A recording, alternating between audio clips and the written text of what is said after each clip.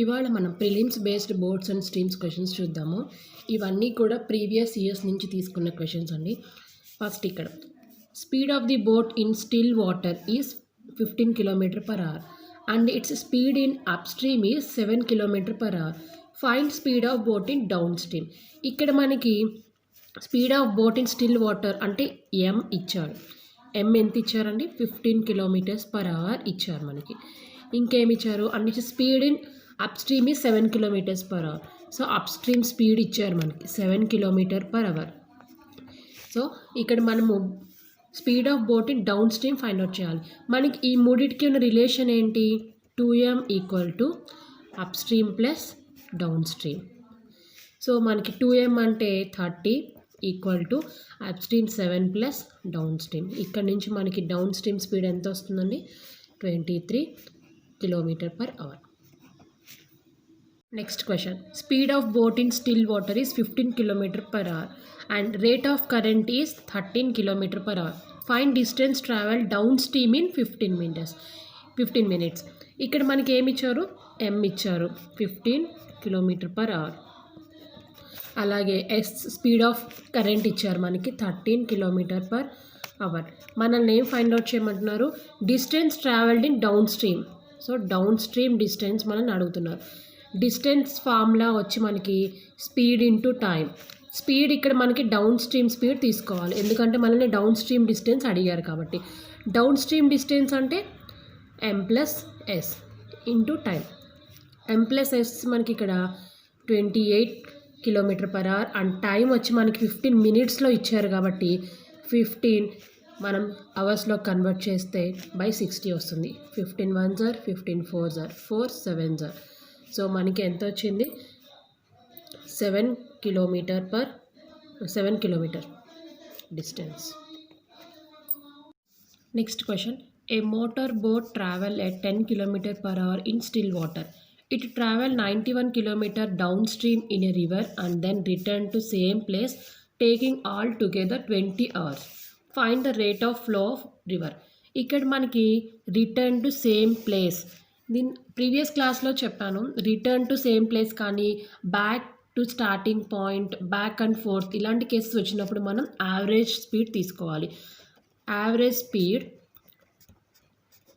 Equal to distance by time. Average speed 2ab/a+b. ఇది మనకి total time, total distance by total time అండి. ఈ total distance అంటే బ్యాక్కి రావడానికి, ముందు వెళ్ళడానికి రావడానికి టోటల్ డిస్టెన్స్ మనం క్యాల్కులేట్ చేస్తాం. ఇక్కడ ఏ వచ్చి అప్ స్ట్రీమ్ స్పీడ్, బి వచ్చి డౌన్ స్ట్రీమ్ స్పీడ్. ఇక్కడ మనకి 2 ఇంటూ అప్ స్ట్రీమ్ స్పీడ్ ఎలా వస్తుంది మనకి? m+s. ఇక్కడ మనకి m 10 km. So up stream వచ్చి 10 - s, డౌన్ స్ట్రీమ్ వచ్చి 10+s బై రెండిట్లన్నీ మనం యాడ్ చేస్తే s క్యాన్సిల్ అయిపోతుంది, 20 వస్తుంది. ఇక్కడ total distance 91 + 91, back and fourth కాబట్టి 2 times తీసుకోవాలి. 91 + 91 వచ్చి మనకి 182 బై టోటల్ టైం వచ్చి 20 hours. So 20 cancel and 2 91 times. ఇది మనం సాల్వ్ చేస్తే s అనేది మనకి 3 km/h వస్తుంది. Next question. ఇది కూడా సిమిలర్ మోడల్ అండి. In a stream running 2 km/h, a motor boat goes 10 km up stream and back again to starting point in 55 minutes. Find speed of boat in still water. ఇందాక క్వశ్చన్లో మనకి stream speed కనుక్కోవాలి, ఇక్కడ మనకి still water speed కనుక్కోమన్నారు. Same process. Average speed 2ab/a+b equal to distance by time. ఇక్కడ మనకి 2 into still వాటరే మనం ఫైండ్ అవుట్ చేయాలి కాబట్టి అది m అని తీసుకుందాం. m - 2 ఇంటూ m+2 బై రెండింటిని యాడ్ చేస్తే 2m equal to distance 10 km కాబట్టి total distance 20 km by 55 minutes. మినిట్స్లో ఇచ్చారు కాబట్టి కన్వర్ట్ చేయాలి మనం అవర్లోకి. ఇక్కడ మనము 2 క్యాన్సిల్ చేయొచ్చు. డినామినేటర్లో m ఉండడం వల్ల దీన్ని సాల్వ్ చేస్తే మనకి క్వాడ్రాటిక్ ఈక్వేషన్ వస్తుంది. సో ఇది కొంచెం డిఫికల్ట్ ప్రాసెస్ కాబట్టి మనం ఆప్షన్స్ నుంచి వెళ్దాం. ఇక్కడ మనకి డినామినేటర్లో m వాల్యూ ఉంది, రైట్ సైడ్ మనకి 11 మల్టిపుల్, ఇది 11 మల్టిపుల్. సో మన ఆప్షన్స్లో ఏదైతే 11 మల్టిపుల్ ఉంటుందో అదే మనకి m వాల్యూ. మొత్తం కన్వర్ట్ చేయాల్సిన అవసరం లేదు. సో 11 మల్టిపుల్ ఇక్కడ మనకి ఒకటే ఉంది. So 22 is the answer. Next question. A man can row 3 km/h in still water. It takes thrice as long as row up as to row down. Find rate of stream. ఈ కేసులో మనకి as long as అన్నారు. As long as అన్నప్పుడు మనం time తీసుకోవాలి. అలానే as far as అన్నప్పుడు distance తీసుకోవాలి. యాజ్ ఫాస్ట్ యాజ్ అన్నప్పుడు స్పీడ్ కన్సిడర్ చేయాలి. ఇక్కడ మన టైం రేషియో ఇచ్చారు. టైం రేషియో అప్ స్ట్రీమ్కి డౌన్ స్ట్రీమ్కి టైం రేషియో ఇచ్చారు. సో డౌన్ స్ట్రీమ్లో 1 ఉంటే అప్ స్ట్రీమ్లో థ్రైస్ అన్నారు కాబట్టి 3. సో మనకి తెలుసు time ratio is inversely proportional to speed ratio. అప్పుడు ఇక్కడ రేషియో 1:3 అవుతుంది.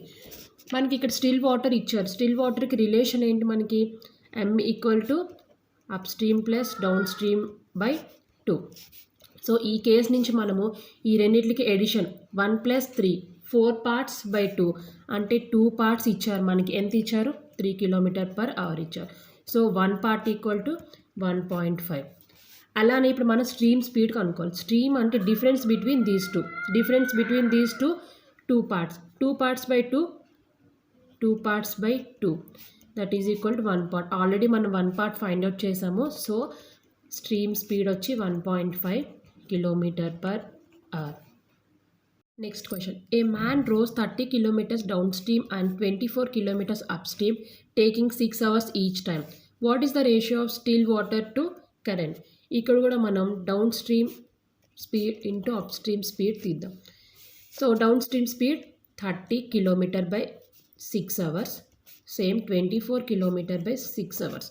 సో రేషియో వస్తే మనకి 5:4 రేషియో వచ్చింది. ఇది మనకి speed ratio. Ratio stills water to current అని అడిగారు కదా, అంటే m/s మనం ఫైండ్ అవుట్ చేయాలి. m అంటే రెండింటిని యాడ్ చేయాలి. So 9 parts by 2 by difference 1 part by 2. So మనకి రేషియో ఎంత వస్తుంది 9:1.